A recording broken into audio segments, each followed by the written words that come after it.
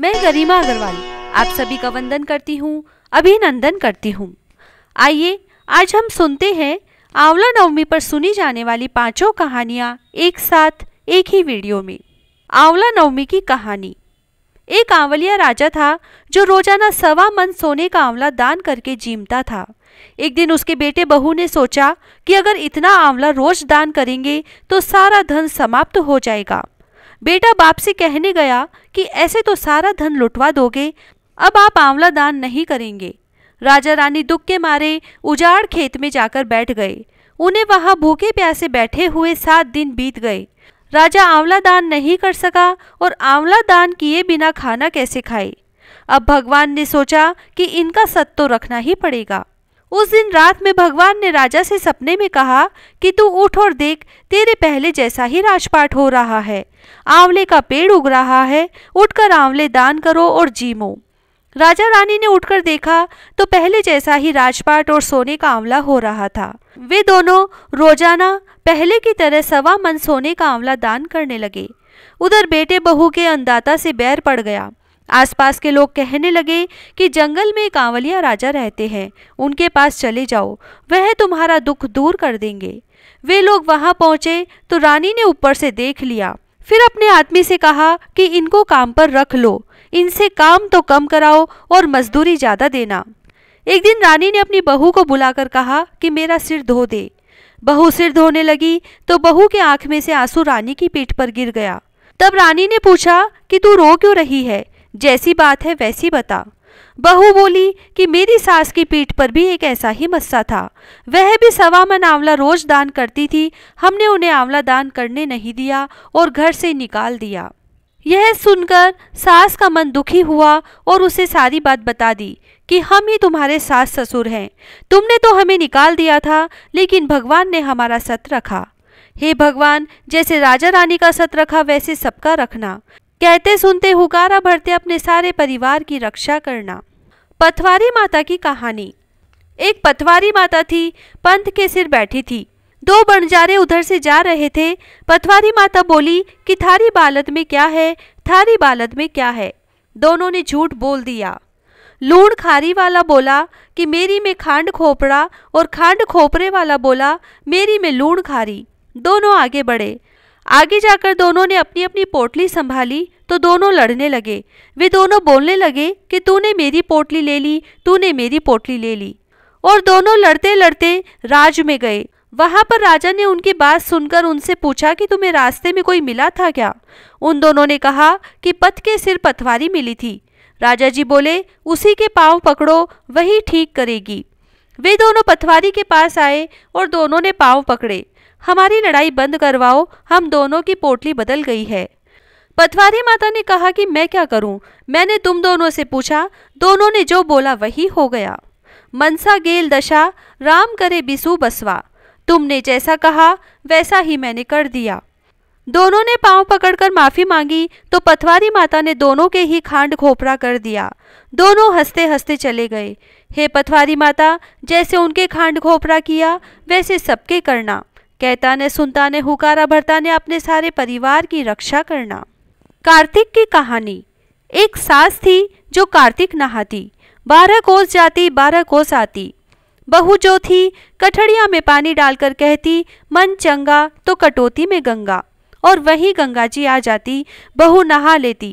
एक दिन सासू जी की नथ बह गई। घर पर बहू रोजाना की तरह नहाई तो उसके कठड़े में नथ आ गई। उसने निकाल कर रख ली। सासू आई, उदास होकर बैठ गई। बहू बोली उदास क्यों बैठी हो। सास बोली मेरी नथ गंगा में बह गई। बहू बोली क्या यह आपकी नथ है, यह मेरे हाथ आ गई। सास बोली कैसे आई, तो बहू बोली तुम तो 12 कोस जाओ 12 कोस आओ। मैं कठड़े में पानी डालकर कह देती मन चंगा तो कटोती में गंगा, और गंगा जी यहीं आ जाती। उसी में आपकी नथ बहकर आई और मैंने ले ली। सास बहुत अचंभित हुई और बोली कि सही कहा बहू तूने, यदि भक्त का विश्वास और श्रद्धा सच्ची हो तो भगवान जी भक्त के लिए घर भी आ जाते हैं।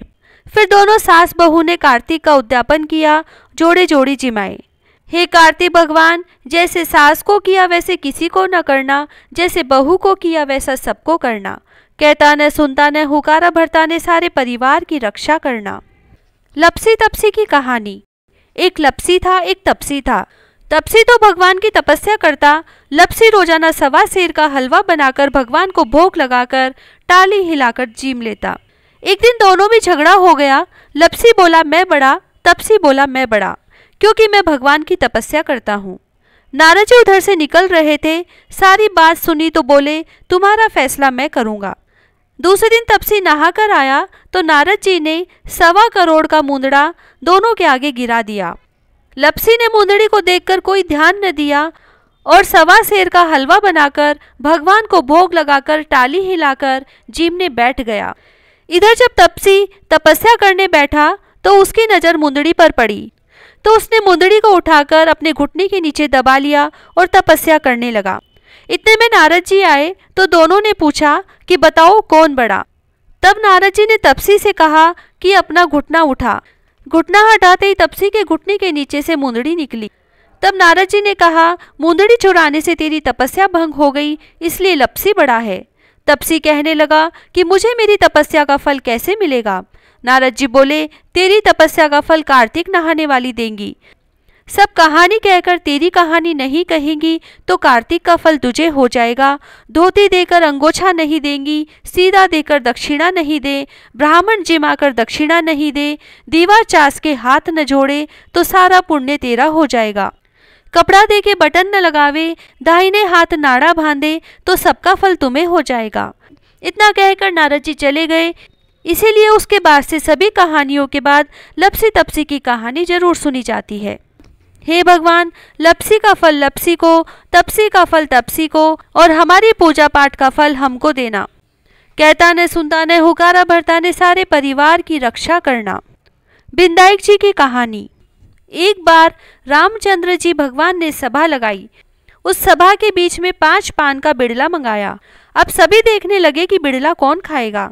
सब सोच रहे थे कि हमें मिलेगा, लेकिन रामचंद्र जी ने सभा में कहा कि इस बिड़ले को वही चाबेगा जो 3 लोक की परिक्रमा लगाकर आएगा।